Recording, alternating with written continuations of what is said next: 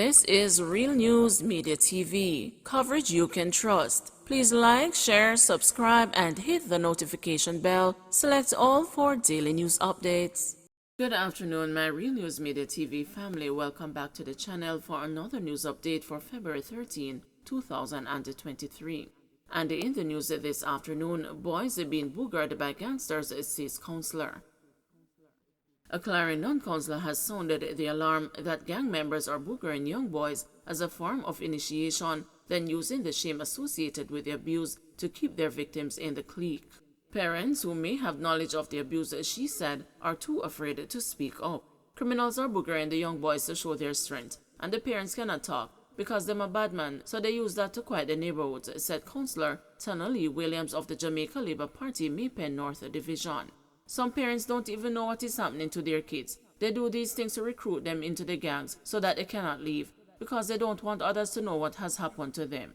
She called on psychologists and the guidance counselors to find out what is happening when children seem withdrawn in schools.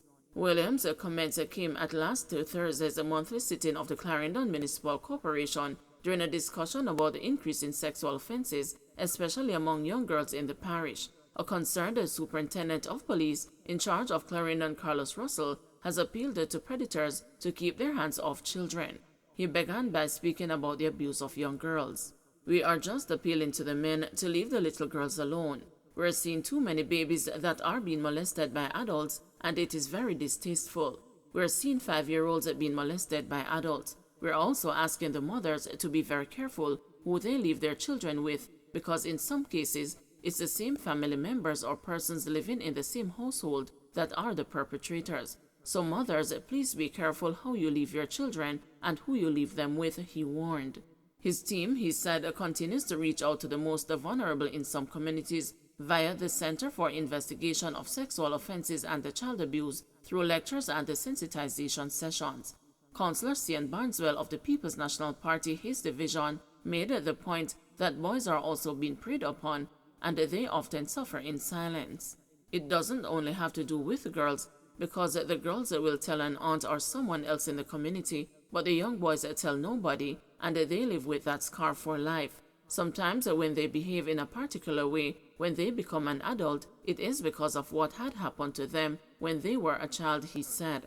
Barneswell stressed that these are matters of concern that need urgent attention, not just the lip service. He pointed to the financial reasons why a mother may ignore child abuse. "The challenge is that we identify these issues, but what do we do after we learn about them? We don't have the mechanisms in place to give the kind of support they need to remove them from that hostile environment to a safe place. Many times it's because of an economic opportunity why they stay in the situation where the mother would pinch her and say, 'Stop the noise, don't talk,' because if that person who is providing that level of livelihood says, 'Leave the house,' she don't know where she would go with the 3 or 4 children. So while it is good to talk about it, we have to look at the social protection from these people," Barneswell argued. He suggested that agencies of government such as the Child Protection and the Family Services Agency and the Social Development Commission could come together in a multi-agency approach to deal with the problem. The police can only prevent certain criminal activities from happening, but outside of their remit, we have to look at it from a different angle, outside of just talking about it. Public sensitization is needed. We have to start the conversation. When I heard about the killing of the 9-year-old in Hanover, it hurts as a father, as a parent, as a guardian. It hurts because these children are depending on us to protect them and to care for them, and as adults, you abuse their trust, he stressed. Man named as person of interest killed in Manchester. The Manchester police are currently probing the circumstances surrounding the murder of a man in the Old England community in the parish on Monday morning. The deceased is 37-year-old farmer Aldo Scott, otherwise called the Short Man and the Chukum, of a Midday district address. According to reports, approximately 1:15 a.m., residents heard explosions and alerted the police. Scott was later found in a pool of blood with gunshot wounds. He was pronounced dead at hospital. The Manchester police say Scott was a person of interest in relation to a murder in the poorest district last December and had information that could help lawmen with investigations. Police to interview friend of tortured US student. The police are seeking to interview a female student of the University of the West Indies whom they believe may have information about the alleged torturing of another student by her boyfriend inside his room on the Mona campus last week. Head of the St. Andrews Central Police Senior Superintendent Marlon Nesbeth confirmed this latest update in the investigation that started with the discovery of the 19-year-old first-year student at the George Lane Hall sometime after 10 p.m. on February 9. The police believe the woman was held captive for at least 3 days, during which she was tortured with her clothing iron and other stuff.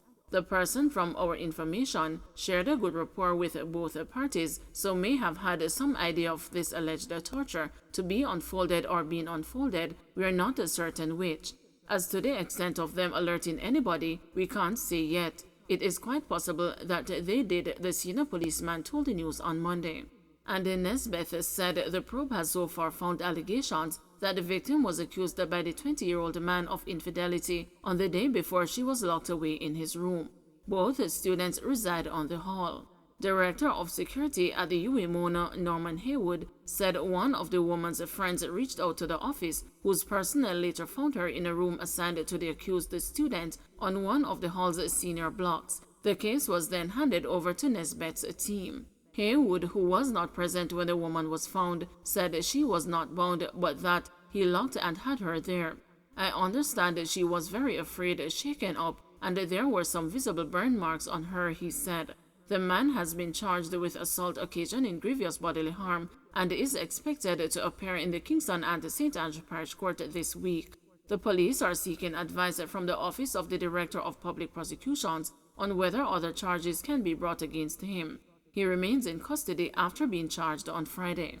The incident comes amid an acknowledgement from campus registrar Dr. Donovan Stanberry that there's been an uptick in intimate partner violence cases on the St. Andrew-based campus. We are concerned because, like with the high schools and so on, since COVID-19, we have had increased students and we have been very vigilant, he said. Figures weren't immediately provided. Stanberry said disciplinary action is being pursued against the accused for misconduct as a student. The UWI Mona Guild of Students has demanded a full and thorough investigation into the matter. A report in yesterday's news left many on social media in shock. St. Anne boy drowns in tank. The police in St. Anne are investigating the drowning of 12-year-old Nicolai Reed in Goshen, Brownstown on Sunday. The boy and his family recently relocated to Brownstown. The police say about 2 o'clock in the afternoon, the child and his mother were washing clothes when he climbed onto a tank to fetch water. He reportedly lost his balance, fell into the tank and drowned. Ralston Wallace, a resident of the community, told the news that he and others were nearby when they heard the cries for help from the child's mother and tried to rescue the boy but were unable to do so. Fire personnel had to pump the water from the tank in order to retrieve the body. When I came, I heard the mother bawling and saying, please help him, please help him. So when I went down there, the pressure of the water was so tight and the tank was so deep. I had never known that it was so deep because it's about 15 feet deep from where he fell off. So the deeper we went is the more pressure we feel pounding to our chest. So we have to come up back. So we were there searching for like clothes or anything where we can grab on in the water, and there was no shirt. Now that we bailed out the water, we realized that there's no shirt. The young man was in, so that's what take place until longer and longer we saw bubbling coming up, and that was his destiny.